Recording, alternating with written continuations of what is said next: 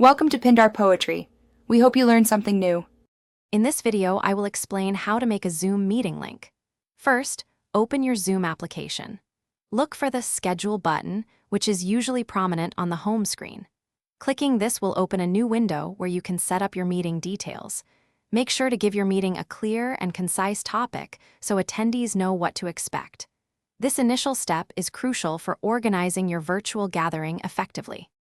Next, you'll configure the essential details for your meeting. Select the desired date, time, and how long the meeting will last.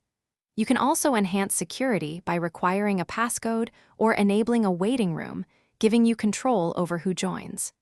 Don't forget to set the video and audio options for both yourself and your participants, ensuring a smooth experience for everyone involved. Once your settings are complete, it's time to generate the link.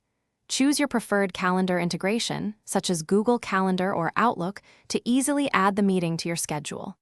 After clicking Save, Zoom will automatically create the unique meeting link.